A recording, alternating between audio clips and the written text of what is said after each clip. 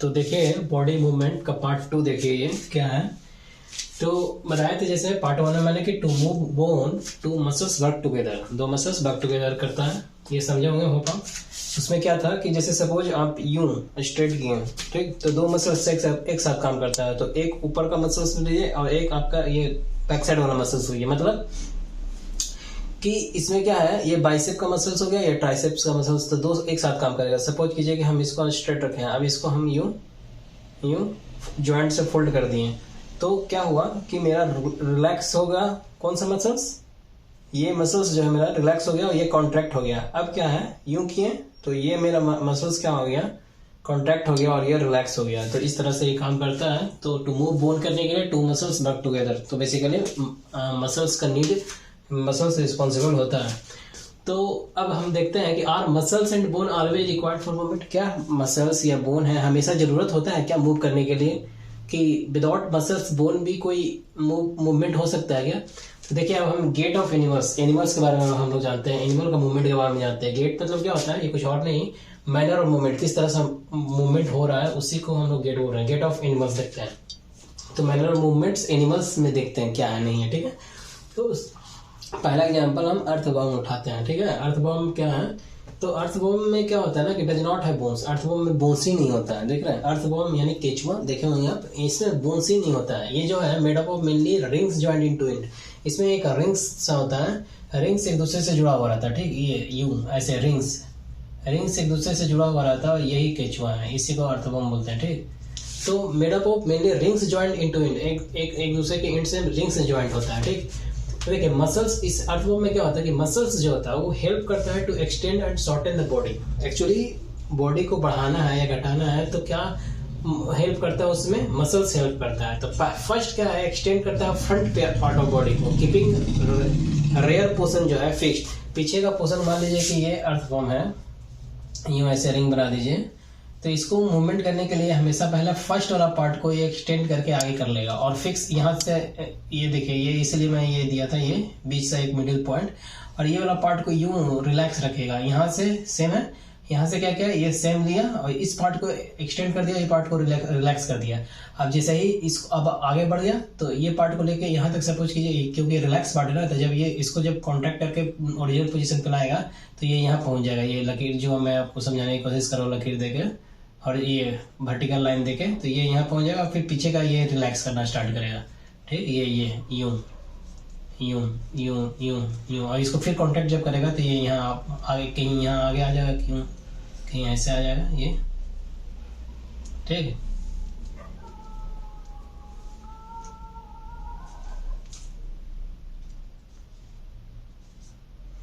तो कहीं ये यूं आगे ऐसे पहुंच जाएगा। इसको तो ये फिक्स रखे हुए हैं, तो इसको और थोड़ा छोटा बना लीजिए आप।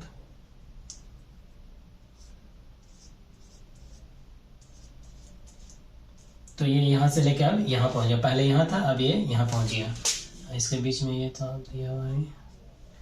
तो ये इस तरह से ये यूं मूव करता है अर्थवॉर्म। तो इसमें क्या करता है, इसका मसल्स है वही हेल्प करता है हमेशा। ये पहले फ्रंट पार्ट को एक्सटेंड करके ले जाएगा, फिक्स रखेगा पीछे का, फिर क्या करेगा कि उसको कॉन्ट्रैक्ट करके आराम पे लाया, इसको फिर एक्सटेंड करेगा, फिर इस तरह से ये यूं मूव करते रहता है। तो इसका बॉडी जो होता है, देखो इस पे यहाँ क्या मदद करता है, देखिए इसमें एक ब्रिस्टल होता है। ब्रिस्टल क्या बोलते हैं कि हेयर लाइक स्ट्रक्चर होता है जो कनेक्टेड होता है मसल्स से मसल, उसके बॉडी के अंदर क्या होता है, बहुत सा ब्रिस्टल होता है जो हेयर लाइक स्ट्रक्चर होता है जो मसल से कनेक्टेड होता है। तो ये आउटर पे भी होता है। तो ये क्या करता है, ग्रिप बनाने में मदद करता है। अगर सपोज कीजिए आप अर्थवॉर्म को मिट्टी से उठा के, कहीं से उठा के आप लेकर आते हैं, ठीक है, खेत से उठाकर, फार्म से उठाकर लेकर आते हैं और इसको एक फिल्टर पेपर पे रखते हैं या ग्लास पे रखते हैं, तो आप देखिएगा ये बहुत इजीली वो ग्लास पे मूव नहीं कर पाएगा जितना इजीली वो फिल्टर पेपर में मूव करेगा। तो इजीली मूव इसका इस पे क्यों, क्योंकि वो जो ब्रिस्टल होता है लाइक स्ट्रक्चर, वो उसको ग्रिप बना के रखता है, ग्रिप बनाने में मदद करता है। लेकिन मूवमेंट में कौन मदद करता है, मसल से करता है। मसल्स क्या करता है, वही हेल्प करता है, एक्सटेंड करता है और शॉर्टन करता है, ठीक। पहले फर्स्ट पार्ट वाला करता है, आफ्टर देन वो कॉन्टैक्ट कर जाएगा, फिर सेकंड वाला इस तरह से मूव करता है। अब देखिए इसमें हम आपको ये बताने की कोशिश की है। तो यहाँ पे आप देखिएगा जैसे एक ब्लॉटिंग पेपर कुछ और नहीं होता। मान लीजिए कि थोड़ा सा पेपर जो होता है ना उससे थोड़ा सा हार्ड होता है, उसी को ब्लॉटिंग पेपर बोलते हैं। तो ब्लॉटिंग पेपर जैसे मान लीजिए कि कोई पेपर पे कुछ लिखे, उसको सिखाने के लिए आता है ना थोड़ा सा मोटा पेपर, वो उसको ऐसे ऐसे हॉकते रहो, झालते रहो, बोलते हैं, क्या बोलते हैं, ऐसे चलाते रहो तो उससे सूखता है। तो वो ब्लॉटिंग पेपर थोड़ा सा पेपर से मोटा होता है, उसी को ब्लॉटिंग पेपर पे रखो तो इस पे ज़्यादा इजीली वो मूव कर पाएगा अर्थवॉर्म ग्लास के कंपेयर में। तो वो ग्रिप का था ब्रिस्टल, वही आपको समझाने की मैंने कोशिश किया। अर्थवॉर्म क्या करता है, क्या खाता है, वो तो सॉइल खाता है, एनिमल मैन्योर जो होता है वही सब चीज़ को वो खाता है, ठीक है। अब अर्थवॉर्म जो है जो खाया, ठीक है, अब थ्रो कर देता है अनडाइजेस्टेड पार्ट को, अनडाइजेस्टेड जो पार्ट है उसी को थ्रो कर देता है, तो किसी भी सॉइल में ही थ्रो कर देता है। तो उससे क्या होता है कि सॉइल ज़्यादा से ज़्यादा यूजफुल हो जाता है प्लांट के लिए, और अच्छा वो माना जाता है प्लांट के लिए कि उस पर प्लांट जो होती हैं, प्लांट में पड़े ना हर्ब्स ट्री, तो वो जो होता है उसमें और ज़्यादा अच्छा ग्रो कर पाता है, ये सब चीज़ें होती है। तो ये अर्थवॉर्म एक तरह से यूजफुल भी है अपने लिए। अर्थवॉर्म का 8 दिल होता है, वो सब आगे पढ़िएगा। अर्थवॉर्म में मेल फीमेल एक से कनेक्टेड होता है, सब पढ़ाएंगे आगे क्लास में। यहाँ पे भी बेसिकली इतना ही नीड था, ठीक। अब स्नेल देखिए, स्नेल टॉपिक। स्नेल क्या है, स्नेल जो होता है वो राउंडेड स्ट्रक्चर होता है ऑन इट्स बैक। उस स्नेल के जो बैक पर देखिएगा ना तो उसके राउंडेड स्ट्रक्चर होते हैं ऑन इट्स बैक, उसी को हम लोग क्या बोलते हैं, सेल, उसी को हम लोग सेल बोलते हैं। अब ये जो सेल होता है वो सेल क्या है, तो outer skeleton of snail but not made of bones. ये जो है सेल, वो स्नेल का एक आउटर स्केलेटन है, लेकिन वो आउटर स्केलेटन जो है किस चीज का बना हुआ है, वो बोन का नहीं बना हुआ है, ठीक है। नॉट हेल्प इन मूविंग, और कभी मूविंग में सेल का मदद नहीं करता है। मूविंग में स्नेल को कौन मदद करता है, तो इसका फुट जो मस्कुलर फुट होता है वही मदद करता है। यानी द फुट ऑफ स्नेल जो होता है ये जो है ये हेल्पफुल होता है स्नेल के मूवमेंट के लिए। मेड ऑफ स्ट्रॉन्ग मसल, जो कि इसका फुट जो होता है एक थिकर स्ट्रक्चर जो ये दिख रहा है आपको, ये क्या है, फुट है स्नेल का, जो कि बहुत स्ट्रॉन्ग मसल से बना होता है। तो फुट मस्कुलर फुट जो है इसका, वही इसके लिए हेल्पफुल है मूवमेंट के लिए। इसके लिए कौन था, मसल्स जो है वो हेल्प कर रहा था एक्सटेंड करने और शॉर्टेन। तो चलने के लिए अर्थवॉर्म था, हम लोग क्या बॉडी मूवमेंट से पढ़ रहे हैं, तो अर्थवॉर्म के लिए क्या था, मसल्स था। यहाँ भी क्या है, इसका मसल्स ही है, काम कर रहा है इसको आगे ले जाने के लिए। अब देखिए कॉकरोच देखते हैं। कॉकरोच क्या है, कॉकरोच वॉक कर सकता है, क्लाइम कर सकता है, दिखते हैं अब चलता रहता है, जमीन पे चलता हुआ दिखता होगा, फर्श पे, सरफेस पे क्लाइम करता है, पेड़ वगैरह पे चढ़ते हुए देखे होंगे, फ्लाई भी कर सकता है, वो उड़ भी सकता है, ठीक है। तो वॉक भी करता है, क्लाइम भी करता है, फ्लाई भी करता है। और 3 पेयर ऑफ लेग्स होते हैं इसके कॉकरोच आप जब देखे होंगे तो इसके पेयर ऑफ लेग्स जो होता है, सपोज कीजिए ये कॉकरोच है तो इसका पेयर ऑफ लेग्स 3 है, मतलब 1 2 3 इधर 1 2 3, मतलब इसका टोटल लेग्स 6 है। Body is covered with hard outer skeleton, इसका बॉडी जो है बाहर वाला ये हार्ड आउटर स्केलेटन से ये कवर्ड होता है। स्केलेटन जो होता है इसका ऊपर का बाहर का भाग जो है बहुत हार्ड स्केलेटन से कवर रहता है। तो जो आउटर स्केलेटन जो होता है वो made number of plates join together. वो कैसे बनता है आउटर स्केलेटन, इसका बहुत से नंबर ऑफ प्लेट्स से मिलकर बना हुआ होता है, वही परमिट करता है इसके मूवमेंट को हेल्पफुल के लिए वही है उसका।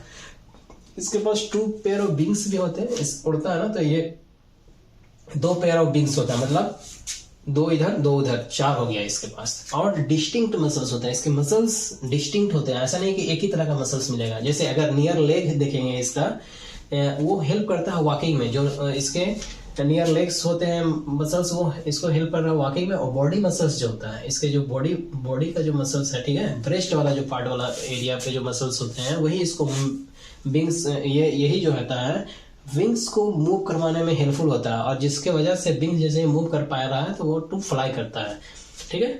तो ये चीज एक्चुअली कॉकरोच के बारे में था, ठीक। अब बर्ड्स के बारे में देखते हैं। पक्षी क्या है, फ्लाई करता है एयर में, ठीक है।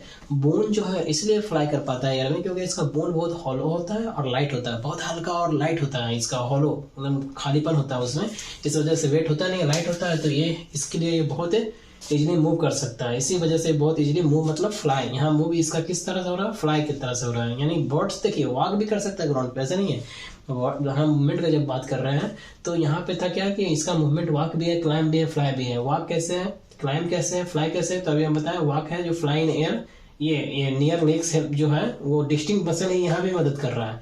तो नियर लेग्स का जो है जो मसल्स का टाइप अलग है, और बॉडी मसल जो ब्रेस्ट के आसपास का वो अलग है। तो ये वॉकिंग में मदद कर रहा है और ये फ्लाई में मदद कर रहा है, ठीक। अब वही बर्ड्स का देखते हैं तो ये वॉक भी कर सकता है ग्राउंड पे, ठीक है। तो वो वॉकिंग में इसका कौन मदद करता है, तो हिंड लिम्स, ये पीछे वाला जो अंग है वो इसका मदद करता है बर्ड्स का। फ्लाई में इसका कौन सा मदद, फ्लाई करता है यार, तो इसका भी ब्रेस्ट वाला जो पार्ट है वो बड़ा स्ट्रॉन्ग होता है, वो जो है वहाँ पे वो उसको हेल्पफुल होता है बर्ड्स को फ्लाई करने में, ठीक।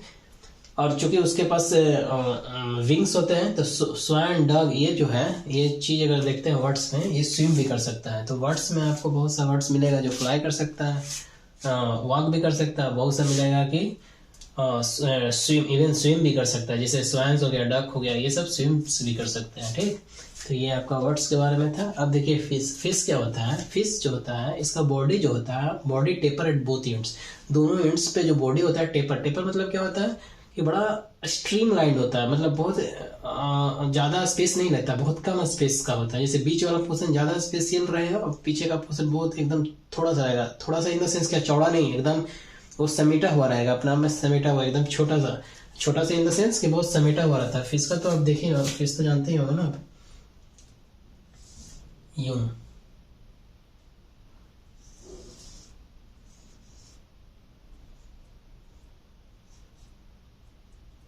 ये देखिए, यूं बना दीजिए, फिश हो गया ये।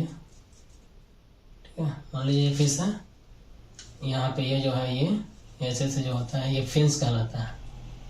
तो मेरे से अच्छे से बना नहीं है,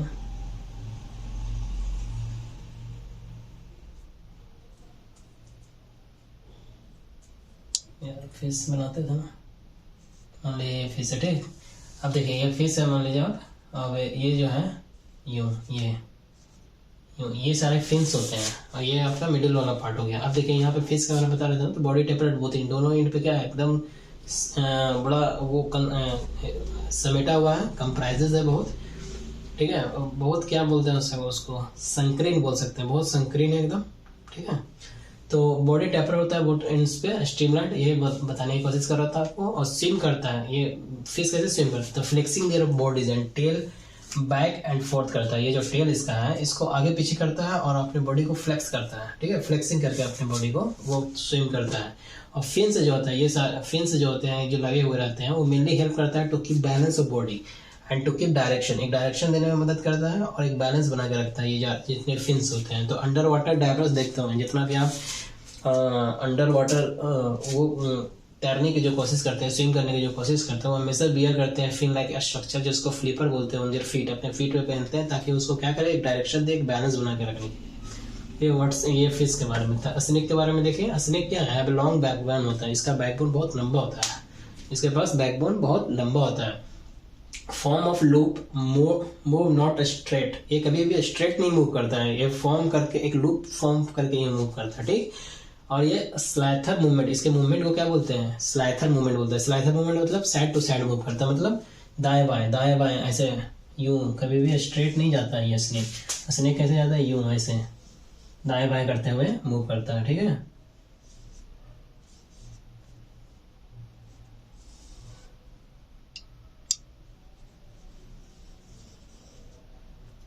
ये तो ये अब देखिए, इसमें यूनाइटेड नेशन जो है, एक इंटरनेशनल ऑर्गेनाइजेशन है, ये डिक्लेयर किया था इंटरनेशनल डे ऑफ योगा 21 जून को। जिससे क्या होता है, अभी बॉडी मूवमेंट्स के बारे में जाने तो थोड़ा सा ये एक पॉइंट है जिसको इंक्लूड कर रहा हूँ मैं। ये समझिए कि इंटरनेशनल डे ऑफ योगा 21 जून को मनाया जाता है। इसका मेन पर्पस ये होता है, यूनाइटेड नेशन क्या है, इंटरनेशनल ऑर्गेनाइजेशन है, इसका मेन पर्पस होता है पीस एंड सिक्योरिटी डेवलप करना ऑल ओवर द वर्ल्ड। ठीक है, इंटरनेशनल लेवल पे, ग्लोबल लेवल पे। तो बॉडी मूवमेंट में इंटरनेशनल डे योगा आपको इसलिए बता दिया मैं कि इसमें क्या था कि international day of yoga, yoga से क्या होता है कि आपका बॉडी हेल्दी रहता है, आपका बैकबोन को स्ट्रेट रखने के लिए, ऐसे लूज नहीं बैठना है, स्ट्रेट बैठो यूं, तो एक हैबिचुअल होगा, आपके बोन्स को अच्छा रखेगा। डिफरेंट पोस्चर्स में आपको एक्सरसाइज करना होगा, हेल्दी महसूस कीजिएगा, हार्ट वगैरह अच्छा रहता है। तो बहुत सा पोस्चर्स होता है योगा का, अभी योगा का तो क्लास यहाँ में ले नहीं रहा हूँ। तो ये आपका बॉडी मूवमेंट्स चैप्टर 8 में ये सेकंड पार्ट भी कंप्लीट हुआ। तो ये पूरा बॉडी मूवमेंट्स टॉपिक आपका, जो बॉडी मूवमेंट्स जो लेक्चर्स टॉपिक्स जो चैप्टर है, ये फुल का फुल आप कंप्लीट होता है। तो मिलते हैं, होप आपको सब समझ में आया होगा। मिलते हैं नेक्स्ट क्लास में नए टॉपिक के साथ, नए लेक्चर के साथ।